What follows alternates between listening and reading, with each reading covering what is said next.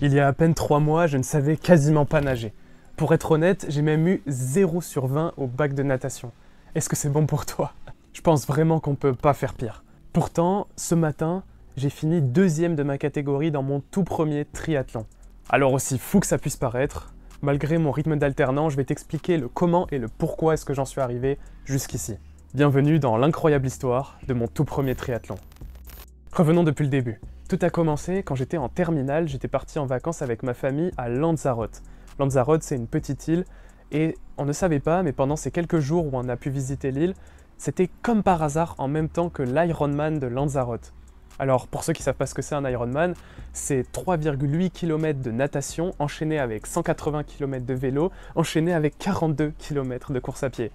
Alors si tu n'arrives pas à te rendre compte ce que ça représente, c'est globalement 76 longueurs de piscine olympique enchaînées avec une étape de Tour de France, puis un marathon.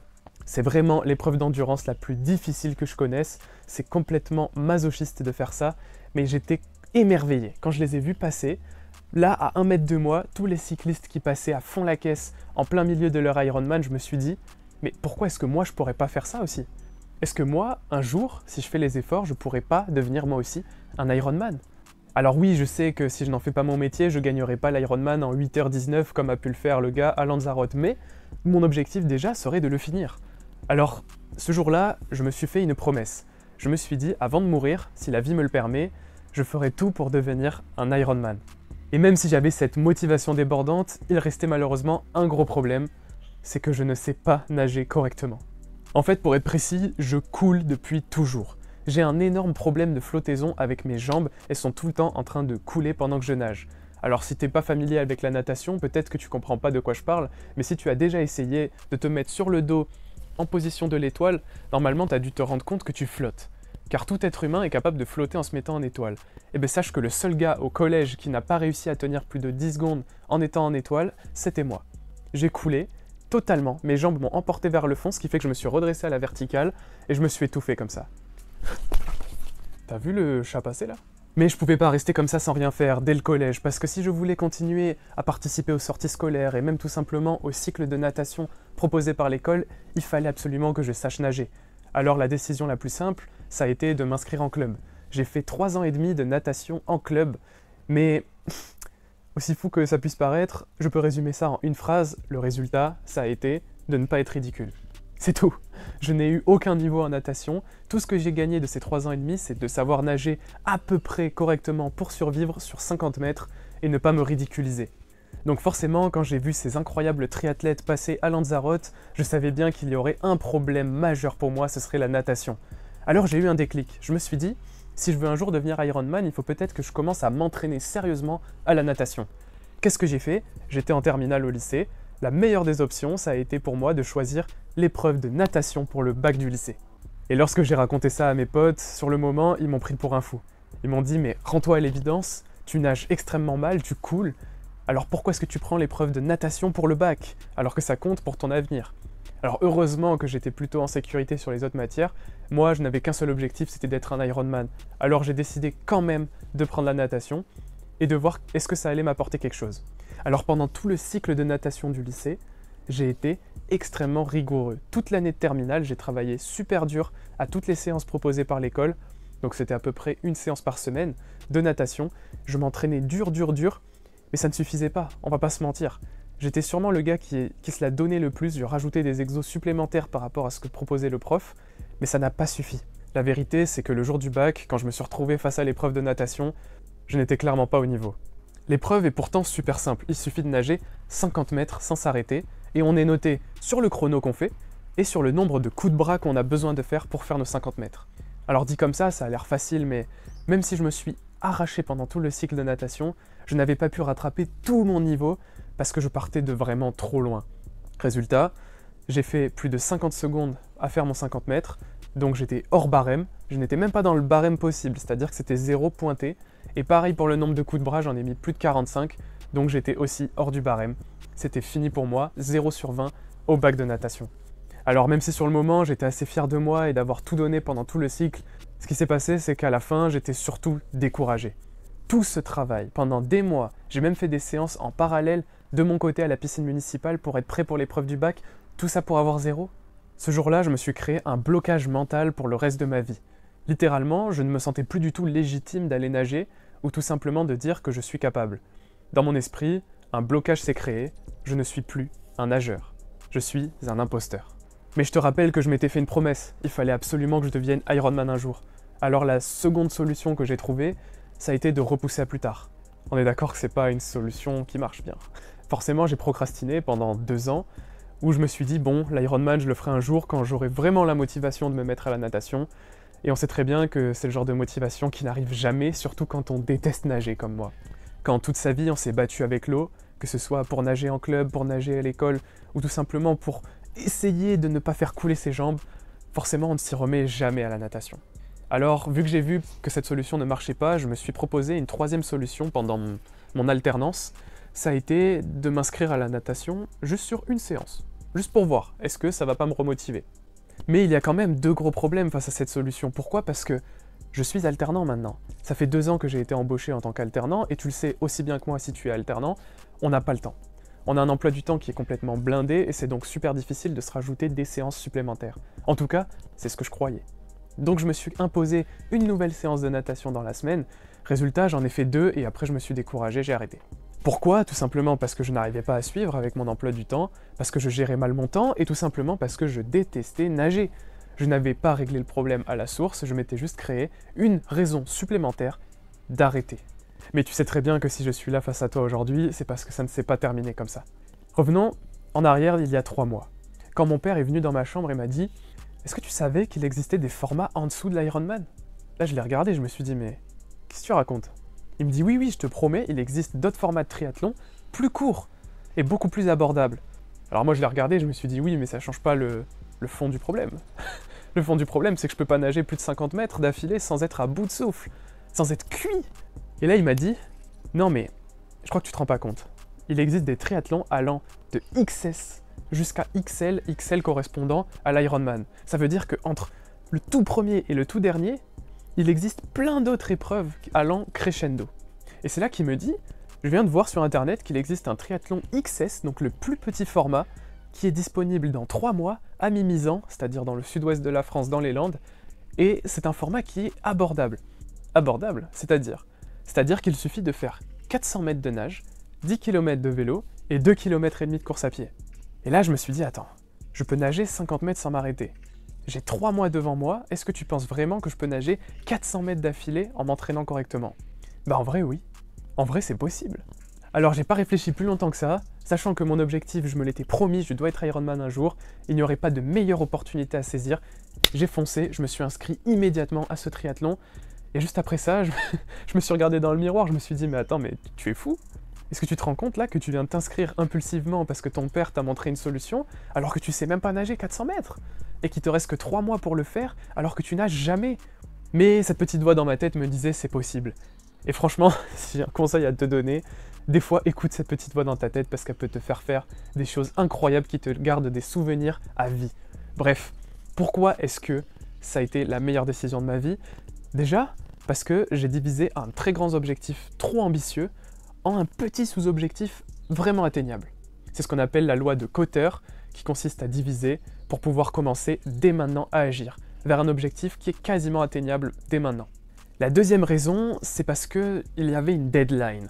Le fait de se fixer une deadline, ça te force à agir maintenant et à ne pas procrastiner. Parce que si je rate ne serait-ce qu'une séance de natation dans ces 3 mois, je ne serai pas prêt pour l'épreuve.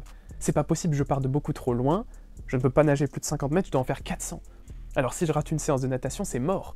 Donc forcément, ça te motive énormément à travailler vers ton objectif, parce que la deadline est là, c'est dans 3 mois. C'est ce qu'on appelle la loi de Parkinson. La troisième raison qui a fait que ça a marché, c'est que j'ai osé pour la première fois me former en natation. Et ça, c'est quelque chose que je n'avais jamais fait par le passé. Je me laissais guider par les profs de natation, par les profs de mon lycée, etc. Mais je n'avais jamais vraiment creusé moi-même le sujet et je n'avais pas fait l'effort d'aller me former sur YouTube, d'aller regarder des vidéos, de lire des cours, etc. pour comprendre comment est-ce que la natation fonctionne, d'avoir des conseils d'un expert en natation, quelqu'un qui a réussi à nager pendant des heures et des heures et des heures dans l'océan, qui m'a expliqué tout ça de façon simple, avec une méthode claire étape par étape. Et ça change tout. J'ai plus appris en 3 mois d'auto-apprentissage qu'en 3 ans et demi de club de natation. Pourquoi? Parce que j'ai osé me former. Et c'est exactement la même chose pour la gestion du temps. Avant, je n'arrivais pas à caler une séance de natation dans ma semaine parce que je n'étais pas encore au top du top en organisation. Et maintenant que j'ai osé me former en organisation, que j'ai appris à gérer mon temps, à gérer mes priorités et surtout à tout concilier pour pouvoir garder ma vie perso, ma vie professionnelle et ma vie d'étudiant, c'est ça la réalité de l'alternance. Grâce à ça, ça m'a tout changé. Cette méthode, je te la partage gratuitement dans mon challenge d'organisation de 7 jours que tu peux rejoindre dans le premier lien en description. Je te laisse aller voir et je t'en reparlerai plus en détail tout à l'heure. Mais aussi, la 4e chose qui fait que ça a vraiment fonctionné pour moi, c'est que je me suis entouré pendant ces 3 mois de personnes qui avaient exactement le même objectif. Notamment mon père qui s'est lui aussi inscrit au triathlon, ce qui fait qu'on a pu s'entraîner ensemble, mais aussi avec mes potes, avec qui j'ai pu faire des séances, qui m'ont aidé à me corriger, etc. C'est vraiment ça la puissance de la communauté, et justement ça fait partie du challenge d'organisation, mais je t'en reparlerai plus en détail. Mais même avec tout ça, même avec cet environnement qui a tout favorisé, je me suis retrouvé face à des galères. Pourquoi? Parce que c'est beau d'avoir un objectif qui soit à la fois réalisable, dans un délai qui est clairement défini, avec des personnes qui t'entourent, etc., et en t'organisant bien, mais il reste un problème. Le problème, c'est que je ne sais pas nager. Alors il a fallu que je me mette à vraiment nager correctement. Et ça s'est pas passé par 1000 façons, il fallait le faire. Point barre. Il fallait que j'aille en piscine, il fallait que je nage, et que je me discipline à nager chaque semaine. Et malgré tous mes efforts, il y avait toujours un truc qui bloquait au niveau de ma respiration. Le problème quand les jambes coulent, c'est que tu te débats avec l'eau. Le seul moyen de faire en sorte d'avancer malgré les jambes qui coulent, c'est de devoir accélérer la cadence des bras. Quand on accélère la cadence des bras, on se laisse moins de temps pour respirer. Forcément, on se retrouve à suffoquer. Au bout de 25 à 50 mètres, j'étais obligé de prendre une pause pour respirer. Obligé. À chaque fois. Et si je faisais pas cette petite pause pour respirer, je m'étouffais et je coulais. Alors même si j'y mettais tous les efforts du monde, semaine après semaine, pendant ces 3 mois de prépa, il y avait toujours un truc qui bloquait, qui faisait que je pouvais pas nager plus de 50, 75, 100 mètres. À un moment donné, j'ai réussi à faire 100 mètres d'affilée, mais tu vois, je pouvais pas aller plus loin. Parce qu'au bout d'un moment, il fallait que je fasse une pause et que je respire. Ce qui a vraiment tout changé pour moi, c'est lorsque mon pote Antoine est venu faire une séance avec moi, il y a à peine 2 semaines, et quand je l'ai vu nager, il y a eu un déclic. Je me suis dit, attends, pourquoi est-ce que lui, il peut nager pendant des heures et des heures d'affilée? La raison était simple, c'était seulement qu'il alternait entre la brasse et le crawl. Et ça, je m'en étais jamais rendu compte.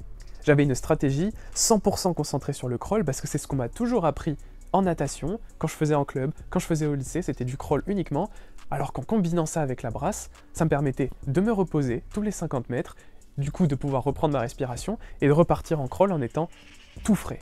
Et ça a été une révélation. C'est-à-dire qu'il y a 2 semaines, je me suis fait un test, je me suis dit, ok, je copie-colle sa méthode d'alterner la natation à la brasse et la natation au crawl tous les 50 mètres et je vais voir combien de temps je peux tenir comme ça.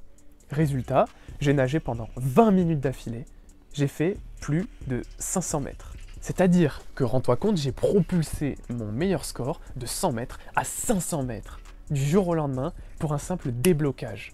Et ça, c'est vraiment le genre de déblocage qu'on peut avoir quand un bon prof t'explique où est-ce que tu pêches. C'est vraiment ça la puissance de se faire former par des gens qui sont experts dans leur domaine. Et ça, c'est un game changer.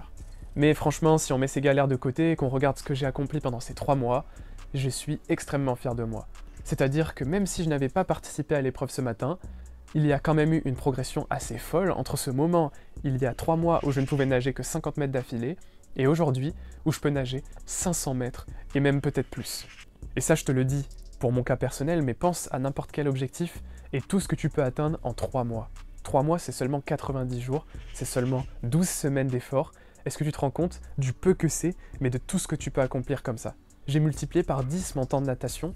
Imagine ce que ça aurait été si je continuais mes efforts pendant des années encore. Et t'inquiète pas, c'est ce que je compte faire avec un triathlon S qui arrive prochainement, où c'est exactement le double de ce que j'ai fait ce matin, mais je t'en parlerai plus en détail à la fin. Tout ça c'est bien beau, mais je t'ai toujours pas raconté comment ça s'est passé ce matin. Alors pour être clair, j'ai explosé mon score de l'entraînement. Faut savoir qu'il y a une semaine, je me suis fait un test. J'ai pris mon vélo, ma combi de triathlon comme tu vois juste ici, et mes chaussures de course, et je me suis dit, je vais faire un test sur la même distance que la compétition. Je me suis donc accroché à ma piscine avec une corde qui m'a permis de nager sans m'arrêter et sans devoir faire des allers-retours insupportables, comme si j'étais dans le lac. J'ai donc nagé pendant 13 minutes, je suis sorti de l'eau, je suis monté sur mon vélo faire 10 bornes dans mon quartier, et après j'ai couru 2,5 km autour du lac qui est juste à côté de chez moi. Résultat, j'avais mis 48 minutes pendant cet essai la semaine dernière et j'en étais extrêmement fier. J'avais pronostiqué 55 et au final j'ai fait bien mieux que ce que j'imaginais. Alors je me suis dit peut-être que le jour de la compétition, avec l'adrénaline, avec le fait que je me suis entraîné vraiment sérieusement, avec une bonne prépa au niveau de mon sommeil, de mon hydratation et de l'alimentation juste avant la course, peut-être que je pourrais encore gratter et descendre sous les 45 minutes. C'était ça l'objectif d'aujourd'hui, pour être clair. Eh bien figure-toi que j'ai atteint l'objectif. Pour être précis, j'ai mis 12 minutes de natation, ce qui était 1 minute de moins que ce que j'avais fait à l'entraînement la semaine dernière. Pour la transition, j'ai mis seulement 2 minutes au lieu de 3 la semaine dernière. Pourquoi? Parce que le vélo était posé au bon endroit, c'était plus rapide pour moi. J'ai donc pu tracer en courant avec le vélo. Il y a même la dame du jury qui m'a dit « Mets ton casque, oublie pas de mettre ton casque !» J'avais complètement oublié, j'étais en stress, mais un truc de fou. Donc là, je passe la ligne de départ, je cavale en vélo. Je suis passé de 20 minutes à l'entraînement à 18 minutes aujourd'hui. 18 minutes pour faire 10 bornes, je sais pas si tu te rends compte, ça fait du 34 km/h tout le long. C'est extrêmement rapide, je suis trop fier de cette performance, vraiment. Surtout que je n'avais fait aucun entraînement de cyclisme pendant ces 3 mois. Je suis vraiment un touriste, je te jure. Et donc à la fin de cette magnifique période de vélo que j'ai adorée, je me retrouve à la deuxième transition et cette fois j'ai mis 45 secondes. 45 secondes seulement pour poser mon vélo, défaire mon casque et partir courir. C'est ultra rapide, j'ai doublé 2 personnes sur cette transition, vraiment.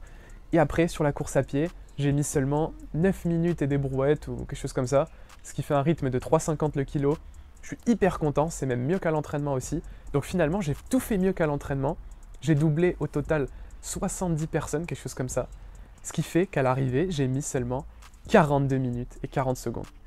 Voilà mon temps sur le triathlon, mon tout premier triathlon XS de ma vie. Et j'en suis super fier. Et là où c'est encore plus fort, c'est que si tu regardes sur ma catégorie d'âge, pour les hommes, je me retrouve 2e sur 9 participants, alors qu'à l'origine, je n'étais pas venu pour ça. J'étais juste venu pour survivre et finir l'épreuve, et au final, je me retrouve sur le podium alors que j'avais rien demandé. Et ça, c'est quand même hyper gratifiant. Après aussi, on va pas se mentir, c'est grâce aux 9 ans d'athlétisme et au trajet quotidien que je fais à vélo, forcément, ça m'a énormément aidé. Ce qui fait que j'ai fait le 17e meilleur temps en vélo et le 9e meilleur temps en course à pied sur 200 participants. Forcément, j'avais ce gros avantage. Mais au niveau de la natation, vraiment, je partais de loin. J'ai fini 122e à la natation sur 200. C'est éclaté au sol, je suis dans la deuxième moitié. Et franchement, je pouvais pas espérer mieux. Mais au moins, je suis arrivé à la fin en survivant. Malgré les algues, malgré le fait que je me sois décalé du parcours à un moment donné et que le mec en kayak il m'ait donné un coup pour me remettre dans la course.